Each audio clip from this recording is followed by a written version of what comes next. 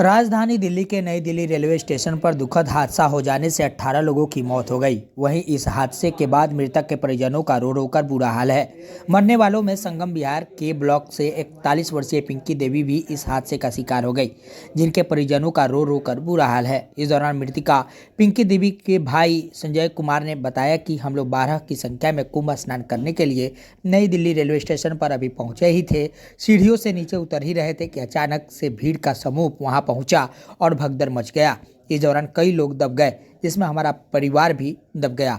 आइए हम दिखाते हैं किस प्रकार से इस खौफनाक घटना का जो चश्मदीद क्या कह रहे हैं इनकी जुबानी।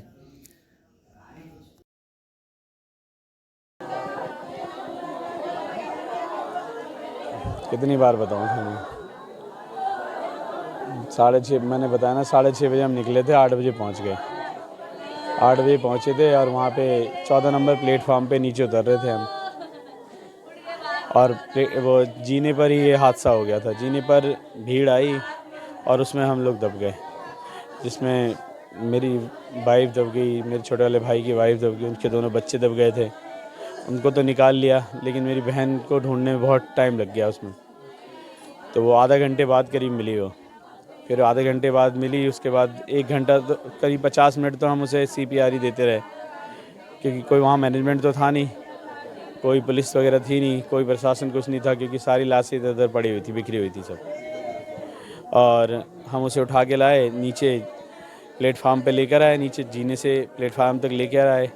फिर उसके बाद वहाँ से पटरी से होते हुए मेरा एक पड़ोसी है, वो लेके गए, 2-3 लोग मिल कर के, फिर पटरी से पटरी होते हुए और फिर एम्बुलेंस में डाल करके फिर LNJP लेके गए थे।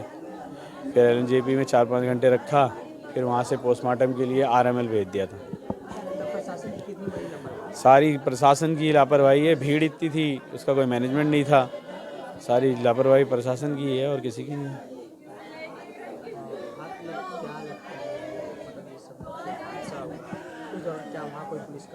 कोई नहीं था वहाँ पे सर, उस समय कोई नहीं था। भीड़ अनियंत्रित थी और भीड़ का उसमें हिस्सा बन गए हम। वो तो हमारे घर से लगभग 4-5 लोग मर जाते। वो बहुत मुश्किल से मैंने अपनी बेटी को जो निकाला है, मैंने छोटी वाली बेटी को तो ऐसे हाथ यहाँ डाल करके और निकाला। मैंने हाथ डाल करके पीछे से निकाला, उसके कपड़े भी उतर गए थे उसके। तो जो मतलब बेटी को निकाला उसको, वो भी मर जाती, लेकिन उसको निकाल लिया, हमने बचा लिया। मेरी वाइफ दबी हुई थी, मेरे छोटे वाले भाई की वाइफ दबी हुई थी, उन सबको निकाला, पर मेरी बहन जो थी वो नहीं मिल पाई। वो भीड़ का हिस्सा बन गई, वो दब गई उसी में ही। उसे आधा घंटा लग गया उसे ढूंढने में हमें कम से कम। हम तो घर पे ही थे। सूचना मिली थी रात को 10-11 बजे कि वहाँ भगदड़ में जो है कुछ लोग बेहोश हुए हैं। उसमें हमारी बहन भी थी, हमारे पड़ोसी हैं सीताराम जी की बेटी, बहन का नाम पिंकी था। वो सीताराम जी का परिवार 10-12 जने ये कुंभ नहाने के लिए निकले थे। तो भगदड़ में तो पहले पता था बेहोश है। हमने सोचा, फ़ोन करते रहे, कुछ फ़ोन गायब हो गए थे। एक दूसरे से पता करके पता चला कि बेहोश हैं, और रात को 2-3 घंटे बाद पता चला था कि उनकी डेथ हो गई है। कहाँ के लिए निकले? ये कुंभ के लिए आप जा रहे थे, कुंभ स्नान के लिए। उनके परिवार के मेंबर थे, भाई थे, भाभी थे, उनके 2 बच्चे थे, उनके पति थे, और हमारे एक और परिवार है, उन्हीं के पड़ोसी हैं, वो भी गए हुए थे। इनके परिवार से 12 थे, बाकी और परिवार से 4-5, ये 20-25 आदमियों का अगल बगल वाले पड़ोसी हमारे वो गए हुए थे। उनके परिवार की, उनकी जो मृतिका है, उनकी भाभी को भी चोट आई है और भतीजी को भी चोट आई है, पर वो ठीक हैं, घर पे आ गए हैं, उनका इलाज है। थोड़ी बहुत चोटें लगी हुई हैं। पिंकी लगभग 40-42 साल जी।